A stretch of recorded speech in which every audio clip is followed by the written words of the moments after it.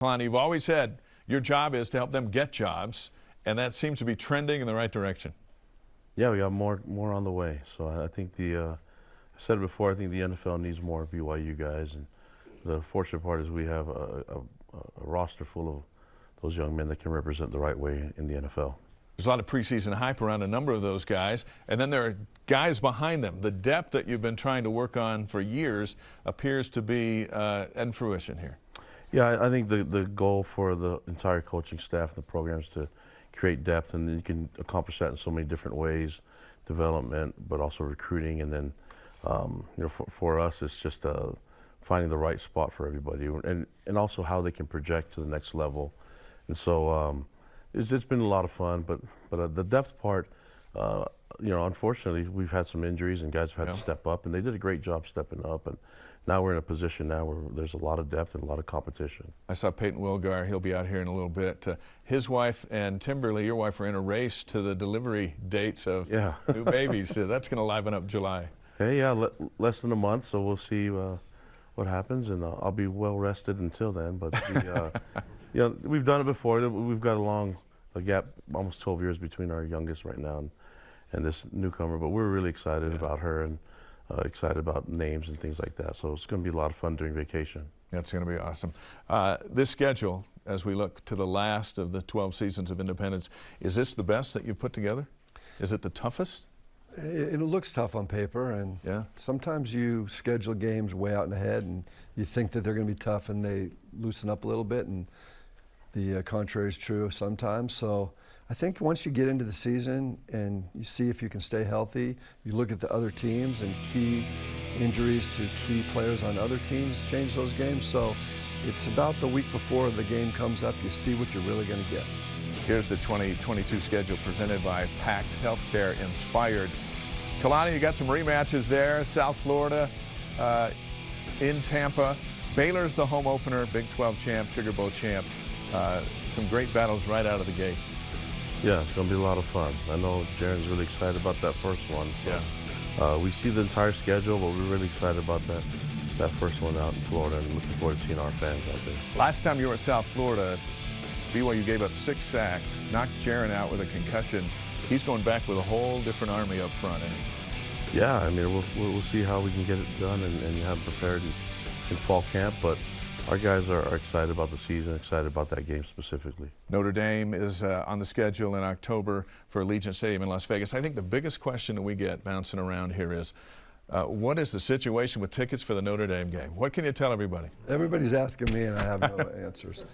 It's actually goes back to this. This is a question that gets asked every year in the independence role of media day, and that is, when are we going to play Notre Dame? Well, we're playing them. Right. And it's in Vegas. That was good. But there were some things in the contract in order for them to play the game that they had to have, and that's one of the things that we had to, I guess we'd say, give up in order to play the game. Will it be the like, choice was that we wouldn't play. Yeah.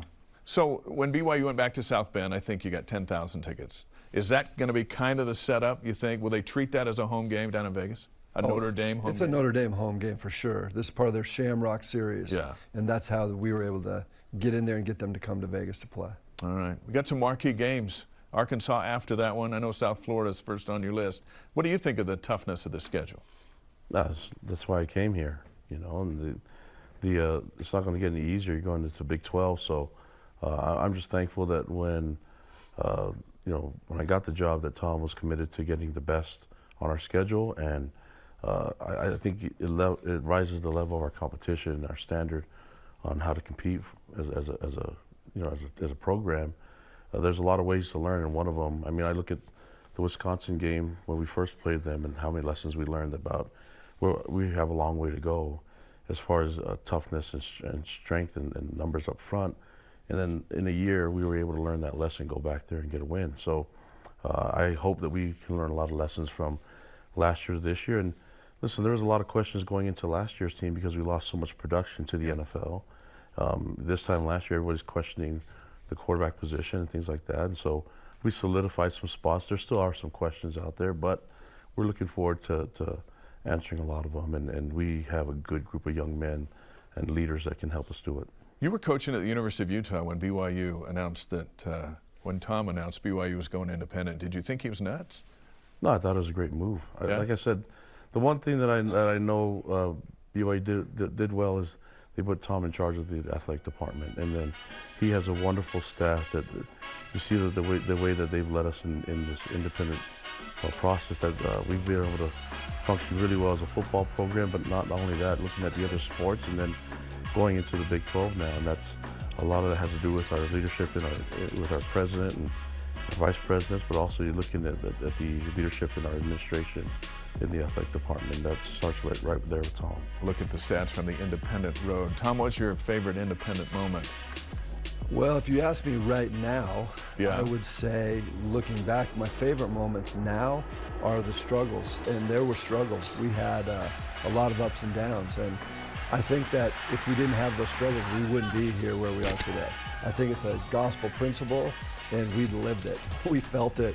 Kalani and I, and the team, the staff, the players, my staff, we had to go through a lot to do that. But there were a lot of highs, and I couldn't even pick one out. You had to have a lot of faith in Kalani because you brought him in midway in the independence with no light at the end of the tunnel, and here we are basking in the light that's arrived.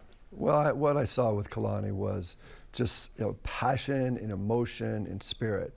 He's super great at connecting with the players. Not all player relationships go super smooth, but most all of the relationships with Kalani are very honest and true, and they believe in him. And a player that believes in a coach, when that happens, magic happens, and we've seen a lot of it. This will be the last year of the postseason where you could go to any number of bowl games that ESPN owns and operates.